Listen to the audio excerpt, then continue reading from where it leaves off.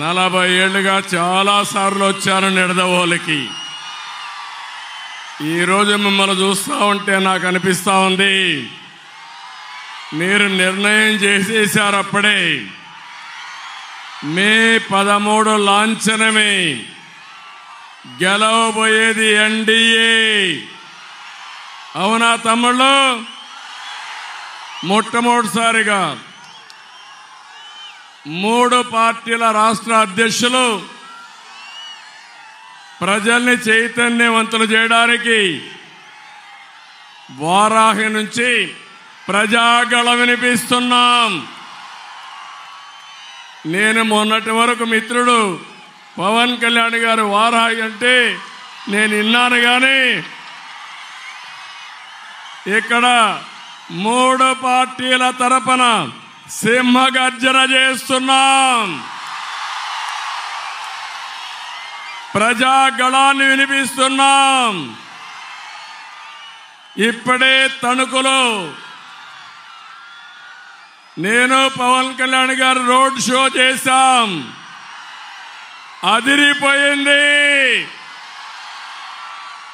ఇక్కడ నిడదవోలు దద్దరిల్లిపోయింది. జగన్మోహన్ రెడ్డికి నిద్ర రాదు. ఇది చూసిన తర్వాత గుండె పగిలిపోవడం ఖాయం.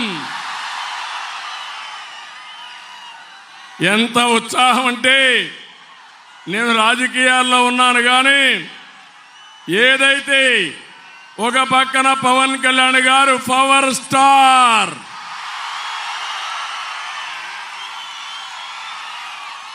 నిస్వార్థంగా మీకు సేవలు అందించడానికి వచ్చిన వ్యక్తి అవునా కాదా అని అడుగుతున్నా.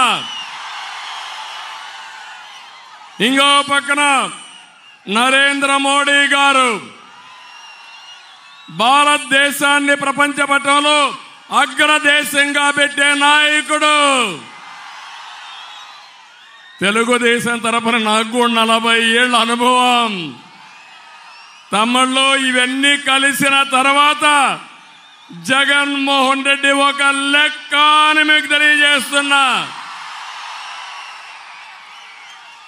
నిలబడతాడా అని తెలియజేస్తున్నా. మిమ్మల్ని అడుగుతున్నా, నిలబడనిద్దామా అని మిమ్మల్ని అడుగుతున్నా. ఇంటికి పంపించడానికి సిద్ధమా అని మిమ్మల్ని కోరుతున్నా. సిద్ధం అంటే గట్టిగా చెప్పండి. జగన్మోహన్ రెడ్డి ఎక్కడో సిద్ధం అని తిరుగుతున్నాడు. మీరు చెప్పాలి గట్టిగా చప్పట్లు కొట్టి, జగన్మోహన్ రెడ్డి నిన్ను ఓడించడానికి మేము సిద్ధం. లాస్ట్ లో ఉండే తమ్ముళ్ళు, ఇటు పక్కుండే మీరందరూ కూడా తమ్ముళ్ళు, ఇప్పుడే ఒకటే చెప్తున్నా జగన్మోహన్ రెడ్డికి, ఈ సభ చూసి చెప్తున్నా, మమ్మల్ని అడ్డుకోవాలంటే సైకిల్ స్పీడ్ వేస్తాం, తొక్కుకుంటూ వెళ్ళిపోతాం. పగలగొట్టాలని చూస్తే గాజు గ్లాసు మరంత పదనెక్కుతుంది. నీ గుండెల్లో గుచ్చుకుంటుంది. ఖబర్దార్, జాగ్రత్తగా ఉండు. బురద వెయ్యాలని చూస్తే కమలం వికసిస్తుంది తప్ప నీ బురద అంటదు. ఈ 3 కలిసిన తర్వాత తమ్ముళ్ళు ఇంకా అన్స్టాపబుల్. ఒక్క విషయం మీరు గుర్తుపెట్టుకోవాలి. పవన్ కళ్యాణ్ గారు కొన్ని విషయాలు చెప్పారు.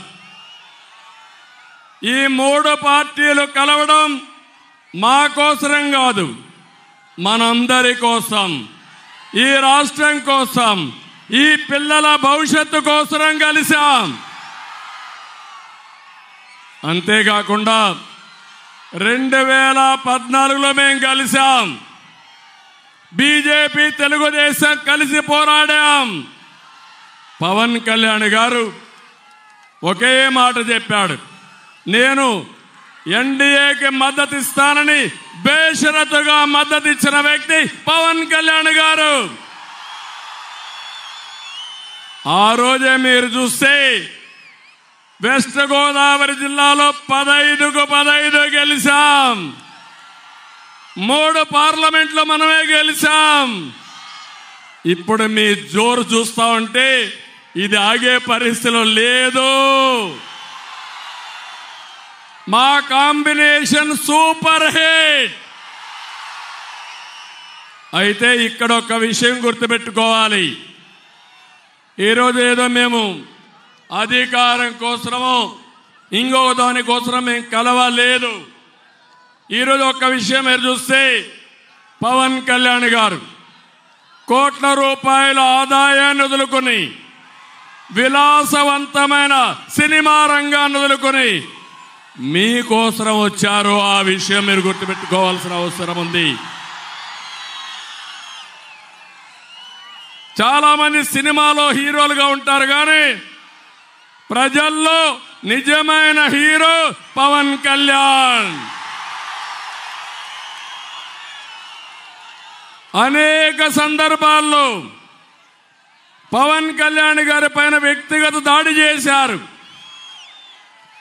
మానసికంగా వేధించారు, ఎక్కడికక్కడ అడ్డుపడ్డారు. కానీ వారిని చూసినప్పుడు నాకు అనిపించింది మడమ తిప్పని నాయకుడు పవన్ కళ్యాణ్ గారు. చీకటి పాలన అంతం చేయాలని ఎన్ని అవరోధాలు సృష్టిస్తే మేమంటే రాటుపోట్లకు బాగా అలవాటు పడ్డాం. కానీ పవన్ కళ్యాణ్కి అలవాటు లేకపోయినా నిలబడమే కాకుండా నిలదొక్కున్న నిజమైన నాయకుడు పవన్ కళ్యాణ్ గారు అని చెప్పి నేను మీకు తెలియజేస్తున్నా. ఈరోజు ఒక్క విషయం మీరందరూ గుర్తుపెట్టుకోవాలి.